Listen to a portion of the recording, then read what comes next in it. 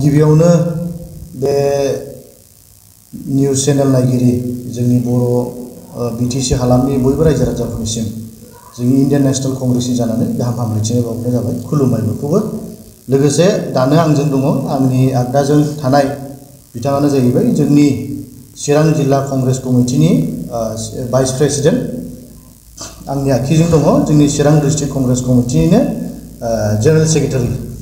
बिथाङा सिगां 13 ब्लकनि प्रेसिडेन्टमोन आफादगिरि। आरो आं जाहैबाय जोंनि आसाम प्रदेश कंग्रेस कमिटिनि एसटि डिपार्टमेन्टनि जेनेरेल सेक्रेटारि। दिनैनि नैबे खौरां मेल लानायनि मुल उद्देश्यआनो जाहैबाय जोङो बयबो मिथिगौ जे फैबाय थानाय सेप्तेम्बर मासाव जोंनि चिफ मिनिस्टार बुंनाय बायदि सेप्तेम्बर मासहालागै जोंनि बिटिसि इलेक्सन बेयो जाना थांगासिनो दङ। बेवहाय गोबां बयबो गावबागाव दोलोफ्रा दिनैहाय गावबा गावनि दोलोखौ सरकाराव बा पावाराव लाबोनो थाखाय खामानि मावगासिनो दं। थिग बेबायदिनो जोंनि कंग्रेस दोलाबो जिरायना थायाखै। दा जोंबो मावगासिनो दङ आरो जोंनि पसिबिलिटिफोरा माब्रै बा जोङो मा रोखोमैहाय जों बिटिसि आवहाय बाहागो लागोन। जोंनि आसाम प्रदेश कंग्रेस कमिटिनि गोदानै सायख'जानाय आफादगिरि जोंनि सिगांनि आगुनि जोंनि चिफ मिनिस्टार तरुण गगैनिनो फिसाज्ला गौरब गगै बिथाङा दिनैहाय दायित्व लानानैहाय जोंनि बिटिसि आवबो खामानि मावगासिनो दङ। जोंनाव गोबां अबजार्भार दङ, इनचार्जफोर दङ, बेखौ लानानै मावगासिनो दं। दा आङो जोंनि बिटिसि हालामनि रायजोफोरनो मोननैसो बाथ्रा आं फोरमायनो आं दिनै आखायाव लादों। गिबियाव आं बेखौनो फोरमायगोन जे जोङो इन्डियान नेशनेल कंग्रेसआ थांनाय 2003 सननिफ्रायनो बिनि सिगां एसे सिगांनि 2003 सननिफ्रायनो थांनाय 2020 जोंनि जे बिटिसि इलेक्सन बे समसिमावहाय जोङो इन्डियान नेशनेल कंग्रेसआ जोंनि गोजौ थाखोनिफ्राय हाइकमान्डनिफ्रायनो खुनु बिटिसिआव बिटिसिनि मोनसे बिसायख'थियावहाय जोङो गोहोम खोख्लैनानै बा जोङो दायित्व लानानैहाय जोङो बिसायख'थि गेलेयाखै। जोङो थांनाय एमपि इलेक्सनावहाय जोंनिफ्राय केन्डिडेट होनाय जादों। बेनि उनाव बाइ इलेक्सनावहाय जोंनिफ्राय सिडली एलएसियावहाय जोंनो सासे केन्डिडेट जों होदों। हाइकमान्डआ जोंनो खोथा होदोंमोन जे दानिफ्राय जोङो खुनु रावजोंबो जों एलायन्स जों खालामबाय। खिन्थु बिनि सिगां जोंनि बिटिसि हालामनि रायजो राजाफ्रा मिथिगौ जे कंग्रेसआ तरुण गगैनि आमोलाव नोङो हाग्रामा महिलारिनि दैदेनजानाय बिपिएफ दोलोजोंहाय जोंनि कंग्रेस दोलोखौ एलायन्स खालामनानै होदों। जायनि थाखाय जोंनि बाहाय कंग्रेस दोलोआ एलायन्सनि मोनसे धोरोमखौ फालिनायाव कंग्रेस दोलोआ गासै रोखोमनि पावार एन्ड फांसनखौहाय जोंनि हाग्रामा महिलारि बिथोननो हगारना होजोबदोंमोन। बेवहाय जोंनि कंग्रेस दोलोनि मानसिफ्रा एसे हामा मोनदों जोंनि हाइकमान्डखौ। अब्लाबो तरुण गगै बिथाङा एलायन्सनि मोनसे डिसिप्लिनखौ रेसपेक्ट होनानैहाय खुनु डिस्टार्ब खालामाखै। एमएलए इलेक्सनबो गेलेयाखै, बिटिसि इलेक्सनबो गेलेयाखै। जों कमप्लिटलि जोङो हगारनानै होदों, पावार एक्सारसाइज खालामना होदों। आं बेयाव मोनसे पइन्ट आं नट खालामनो सानदों जे जोङो नुदों मोननै नेशनेल पार्टिजों रिजायना नायोब्ला इन्डियान नेशनेल कंग्रेस आरो बिजेपि बयनिख्रुइ बांसिन बर'नि नोङो सोमावसारनानै मोननाय बिटिसि हालाम बा बिटिसिनि राजनिति खुंथायखौ बयनिख्रुइ साबसिन रेसपेक्ट होदों होननानै बुंनाय मोनसे राजनितिक दोल होनना बुङोब्ला इन्डियान नेशनेल कंग्रेस। रेसपेक्ट होनानैहायसो जोंनि हाइकमान्डआ बिटिसिआव पलिटिकेलि जेबो इन्टारफेयार खालामाखै। खिन्थु माब्लाबा दुखुनांथावै जोंनि बिटिसि हालामनि जोंनि रायजो राजाफोर बेफोरखौ बावनो नागिरो आरो जोंखौ माब्लाबा ठाट्टा होनाय रावफोरजोंबो जोंखौ बुंनो नागिरो, मिनिनो नागिरो जोंखौ। खिन्थु जोंनि बिटिसि हालामनि रायजो राजाफ्रा बेखौहाय गोसोखांनाया मोजां आरो बेखौ मोजां बिसार खालामनाया मोजां जे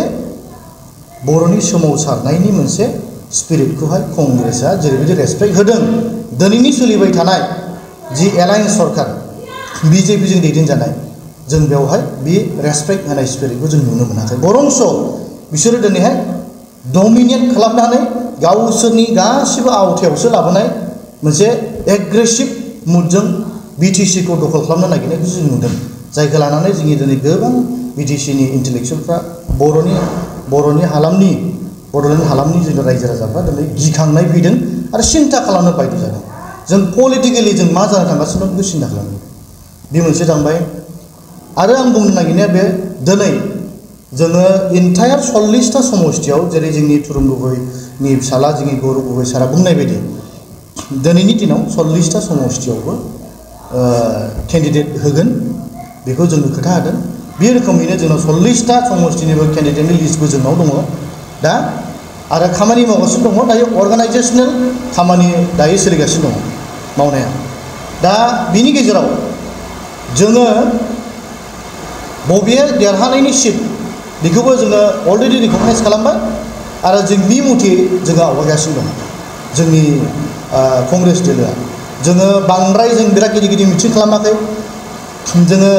मिडिया पेपारे जोङो हगाराखै जों दिन्थियाखै बे खारनाव रायजो राजाफ्रा सानदों जानो हागौ जे कंग्रेस दोलोआ जिरायनानै दङ स्रि दं होननानै खिन्थु कंग्रेस दोलोआ जिरायाखै कंग्रेस दोलोआ मावगासिनो दं आं बेखौ खबर होबाय मोनसेया जाहैबाय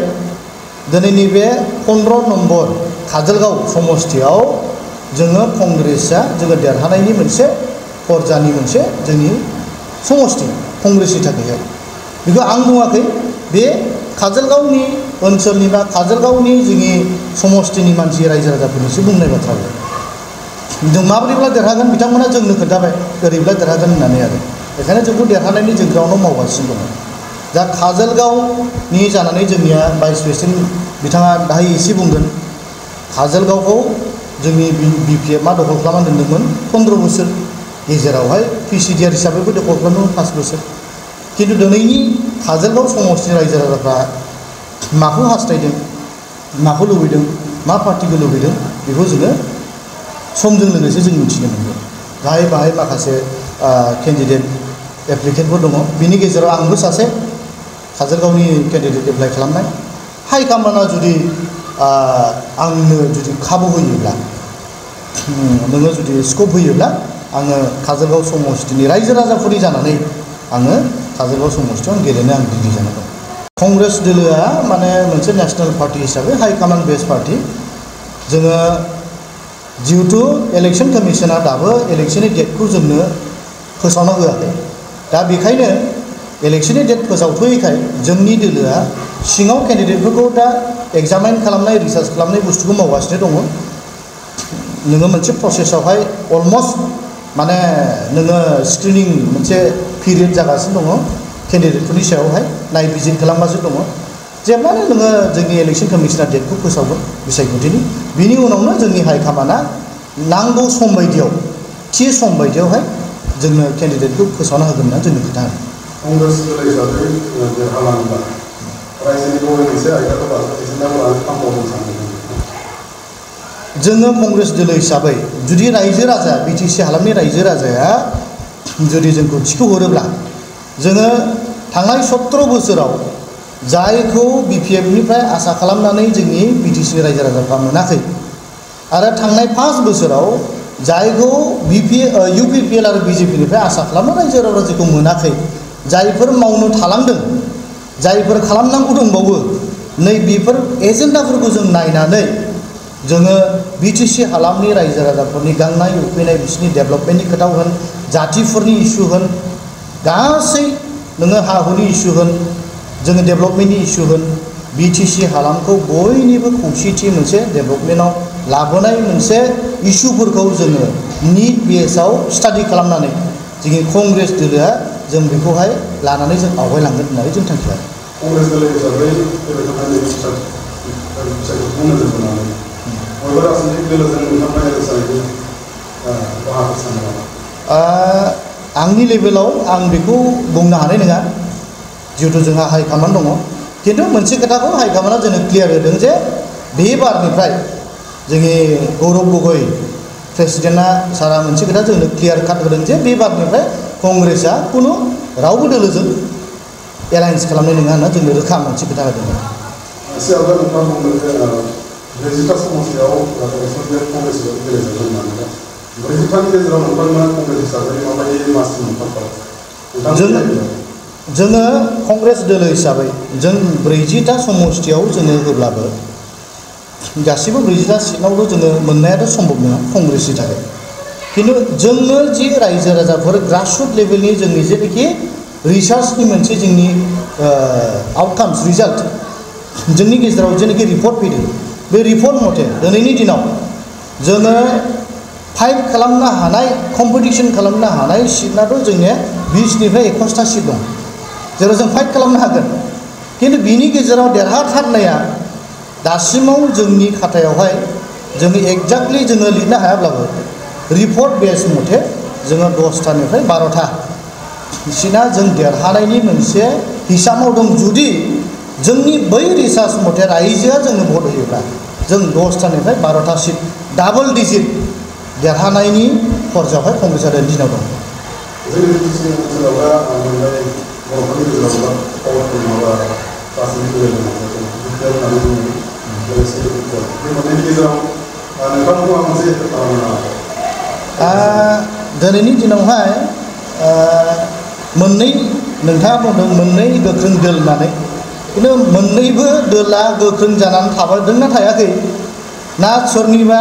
सायख'नाव बा सोरनिबा दैदेनजानायावसो सोलिदों दिनै प्रमद बर' सार बिथाङा सोरनिबा अक्सिजेनावसो सोलिदों ना हाग्रामा बिथाङा सोरनिबा अक्सिजेनाव सोलिदों बिथांमोनासो गावसोरखौ गोख्रों होननानै प्रुभ खालामना लानो नागिरो खिन्थु बहाबा नङा बहाबा दिनै नुदों गेजेराव सोरबा आं बिदा गेदेरसिन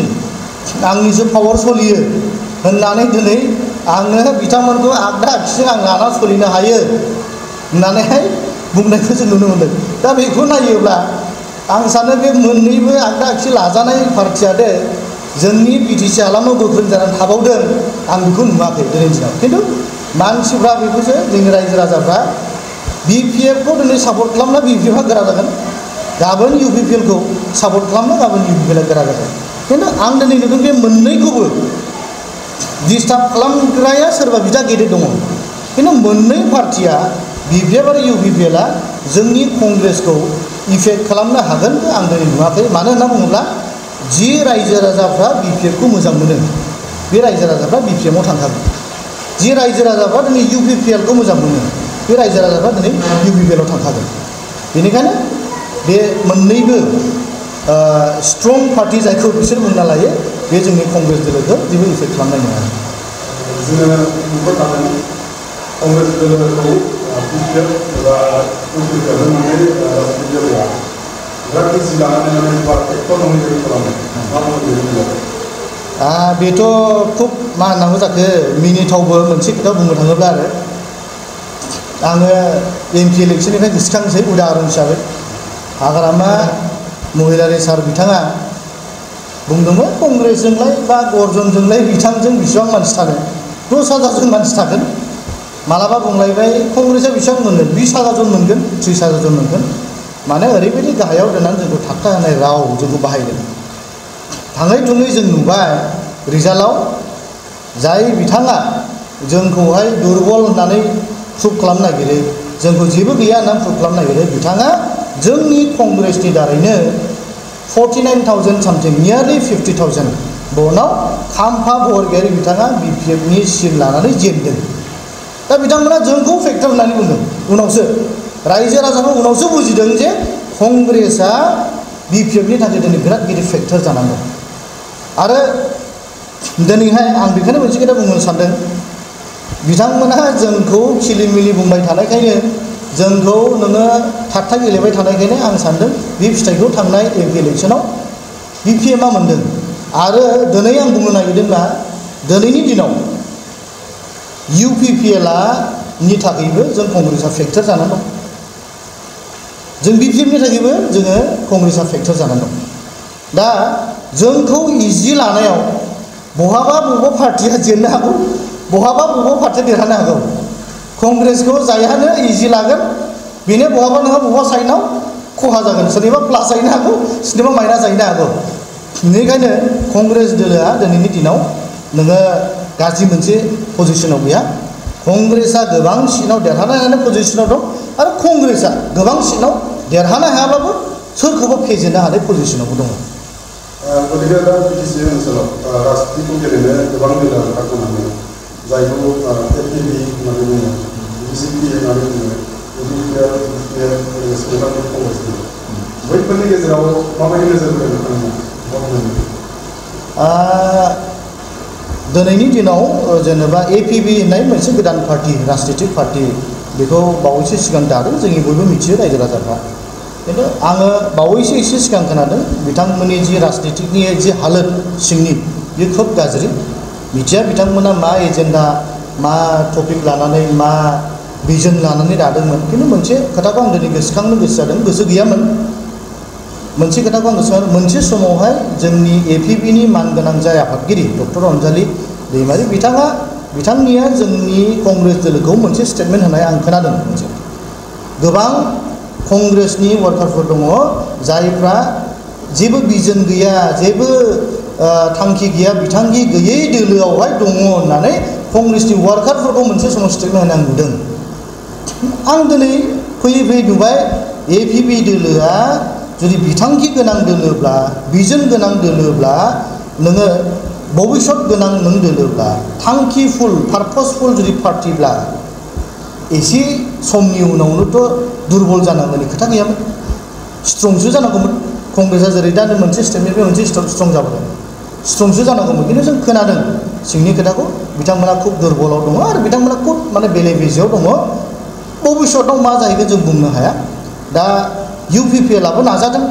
गावसोरखौहाय मोनसे थाखोनिफ्राय मोनसे थाखोआव बोलो बारायहोनो बिपिएमआबो नाजादों जिरायनानै थानायनिफ्राय थाथ'नायनिफ्राय पावाराव माबोरै फैफिननो हागोन बिपिएमआबो नाजादों आरो बिथांमोना नाजाबाय थागोन कंग्रेसआ जोंनि आइडिय'लजि जोंनि सान्थौ जोंहा दंखायो जितु कंग्रेसआ नोङो जोंनि भारतआव मोनसे फार्स्ट नेशनेल पार्टी बे हिसाबै कंग्रेसखौ सोरबा थांखि गैयै बुंगोन भिजन गैयै बुंगोन माबा मोनसे गैयै बुंगोन बे सम्भब नङा आरो जोंनि दानो बर' बा बिटिसि हालामनि जोंनि राजनितिक परिबेसखौ जों जुदि नायो जों मोनसे बुस्थुखौ जोङो बुंनांगोन जे जेब्ला समनिफ्राय बिजेपिआ जोंनि बिटिसि हालामाव राजनितिक भाबै आगान होदों बे समनिफ्रायनो जों नुदों जे प्रथमाव बिपिएफखौ बिसोरो स्क्रेप खालामबाय बिपिएफआ जेब्ला 10-12 बोसोर कंग्रेसआव दंमोन बिपिएफआ बे समाव राजामोन बेखौ जों बुंब्लाथ' बिपिएफआ मानिना लानो हायोना रायजो राजाफ्रा खिन्थु बे सैथो खोथा आरो बेखौ गावसोर सिङाव मानियो खिन्थु सायाव फुथिया बिसोर जेब्लानिफ्रायनो बिपिएफआ महाजुथखौ नागारनानै नोङो कंग्रेसखौ नागारनानै जेब्ला बिजेपिआव फैदों बे समनिफ्रायनो बिपिएफआ काउन्टडाउन जादों माने बर'नि प्रथम रिजनेल राजनितिक दलखौ बिजेपिआ नस्थ' खालामदों सेकेन्ड 2020आव जेब्ला इउपिपिएलजों एकनि स्वार्थआव हेलिकप्टार लेन्डिं जादों बिजेपिआ इउपिपिएलनि अक्सिजेन मोननानैसो बिजेपिआ 8था देरहादों बेखायनो आं बुंनो नागिरदों दिनैनि दिनाव बिजेपिखौ जोंनि बिटिसिनि रायजो राजाफ्रा गिनानै लाब गैया बिजेपिआ दिनैबो सोरनिबा अक्सिजेन मोनाब्ला बिसोर गावसोरखौ बिदा गेदेर होनना बुंलाबाय थायो बिजेपिआ दिनै गोबां नों ग्रास लेभेलनि खोथा बुङो राजनितिक खोथा बुङोब्ला बिजेपिआव जोंनि कंग्रेस दोलोनाव जेसेबां मण्डल कमिटि दं बुथ कमिटि दं अर्गानाइजेसनेल लेभेलाव जोंनि सिङाव जेसेबां स्ट्राक्चार दं बिजेपिनो बेबो गैया गोबां जायगायाव बुथ कमिटि गैया गोबां जायगायाव मण्डल कमिटि गैया बिजेपिनो दाबो बारावनो जोंनि बिटिसि हालामनि रायजो राजाफ्रा दिनै बिजेपिखौ गिदों बिजेपिआ दिनै इउपिपिएलनि अक्सिजेनजोंसो 8था मोनदोंमोन आं सानो दिनै बे इउपिपिएलआ जुदि बिजेपिनो अक्सिजेन होनायखौ बन्द खालामोब्ला नैबे 2025आव बिजेपिआ नोङो आरोबाव बे सिंगेल नाम्बारावनो थागोन आं दिनै बेखौसो नुदों बेखायनो बिजेपिआ इसिबां नों बाब्राबना लाब गैया बिजेपिआखौ नोङो स्टेटआव सेन्ट्रेलाव दंखायोसो जोंनि मानसिफ्रा हावा बार होननानै बुङो दा बर'नि गोजाननिफ्राय नों गोगोम नुदों आरोखि खिन्थु एक्सुवेलि रायजो राजाफोरनि गेजेरावहाय बिजेपिआ गैया थाखा फैसा पुलिस पावार गासै बिसोरनाव दंखाय माब्लाबा बिसोर गेदेर गेदेर मिटिं खुंनानै देखायो बे मोनसे दा बिजेपि दोलो फैनायाव जों हारि हिसाबै जोंहा बहुद बिसय जेंना सिखांबाय मस्ट रिसेन्टलि जों दाख्लै नुबाय ट्राइबेल बेलेन्डंनि खोथा 6 शेड्युलनि खोथा स्टेटमेन्ट होनायफोरखौ जों नुबाय बेफोरो जाथिनि थाखाय बिपदजनक नंगौना नङा रायजोफोर जाथिनि थाखाय बिपदजनक कुनु गुबुन राजनितिक दोलाथ' बुंफेराखैमोन बेफोरखौ खिन्थु बिजेपिआ बुंदों बेजों जोंनि बिटिसि हालामनि रायजो राजाफोर बुजिनांगौ खुब दरखार दं बिजेपिआ बिपिएफखौ स्क्रेप खालामबाय बिनि उनाव दिनै फैयै इउपिपिएल दोलोखौबो नासयनानै दिनै स्क्रेप खालामनानै दिनै पलिसि लादों मोन्नैबो राजनितिक दोलखौ स्क्रेप खालामनानै बिबारा गावसोर गोजा बिटिसिखौ दिनै दखल खालामजोबनानै गावसोरनि राज सासन बाहाय खालामनो नागिरदों बेखौथ' लुबैयाखैमोन बर' हालामनि बिटिसि हालामनि रायजो राजाफ्रा बेखौथ' लुबैयाखैमोन जे बे थै फसरनानै मोननाय बिटिसि थै फसरनानै मोननाय जे बिटिआर बेखौ नोङो बिबारनि आखायाव थांथों बिजेपिनि नोङो आवथायाव थांथों बिजेपिनि नोङो दैदेननायाव थांथों बेखौथ' लुबैयाखैमोन बिटिसि हालामनि रायजो राजाफ्रा खिन्थु दिनै बिजेपिया जायखौ बिटिसि हालामनि रायजो राजाफ्रा लुबैयाखै दिनै बेखौनो खालामनो नागिरदों अब्ला रायजोफोरा आं बुंदों दिनै जे पलिटिकेलि आनस्टेबल जानो नागिरदों पलिटिकेलि दिनै कनफिउजन जानो नागिरदों पलिटिकेलि दिनैहाय नोङो कियस जानो नागिरदों राइभेल जानो नागिरदों गावजों गाव रिजनेल पार्टिसफ्रा दिनै राजनितिखौ लानानै जोंनि गेजेराव गुलाय गुजाय जाथिखौ लानानै मालाबा समाजखौ लानानै डेभेलपमेन्टनि खेथ्रखौ लानानै माबा मोनसे सरकार सालायनायनि खोथाखौ लानानै इउपिपिएल दोलोआ दिनैहाय बेफोरखौ बुंनो हायै जादों एलायन्स सरकारखौ खिन्थु जों नुदों बिथांमोना गोसोबायदि मावनो हायैखौ जों दिनै नुदों हमथा जाजोबनायखौ जों दिनै नुदों बेखायनो आं दहाय सिगां बुंदोंमोन जे कंग्रेस दोलोआ जेसेबां एलायन्सनि धोरोमखौ फालिनानै कंग्रेसआ बिपिएफनो हगारना होदोंमोन मोजां सालायहोदोंमोन एखे स्टाइलाव हेमेन्त बिश्व शर्माया गाबोन जुदि प्रमद बर' बिथांनो हगारना होयोमोनब्ला आं सानो प्रमद बर' बिथाङाबो दिनै जि लेभेलाव सालायदोंमोन बिनिफ्राय एसे साबसिनाव सालायनो हागौमोन होननानै आं सानो खिन्थु हगारना होआखै हमथाबाय थादों गासै बिषयआवहाय अब्ला दिनै बिथांमोना बुंनोसो हायाखै बे खोथाखौ बेखायनो आं बुंदों जोंनि बिटिसिनि जि राजनितिक बिटिआरनि जि राजनितिक रायजोफोरनि जि गुलाय गुजाय दिनै गावजों गाव दिनै गाज्रि मोनलायनाय बे गासैनिबो बिनि दायनिगिरिया जाहैबाय बिजेपि हाबनाय लोगो लोगो जोंनि बिटिसिआवहाय गोबां बिषयआवहाय राजनितिकखौ लानानै गोबां बिषयआवहाय दिनै गुलाय गुजाय दिनै सोमजिदों बेखायनो रायजोफोरखौ मोनसे खोथा बुंनो नागिरदों दिनै जे जोंनि गेजेराव दुखु मोनलायनाय बखिलायनाय माबा मोनसे बाथ्रा बुंलायनाय बे गासैबो राजनितिकखौ लानानै दिनै राजनितिकनि मोननै रिजनेल पार्टिफ्रा दिनै गिख्रंनाय दिनै बे गासैनिबो दायनिगिरिया बिनि रिजोना बिजेपि बेखायनो बिजेपि दोलोखौ जोङो कंग्रेस दोलोआ बिटिसिनिफ्राय आउट खालामनो थाखाय दिनै कंग्रेस दोलोआ बेनिखायनो जों एन्ट्रि जादों गतै आसामनि रायजो राजाफ्रा स्पेसियेलि मोनसे कमिउनिटि मानसिफ्रा पियरलि बिजेपिनि मोनसे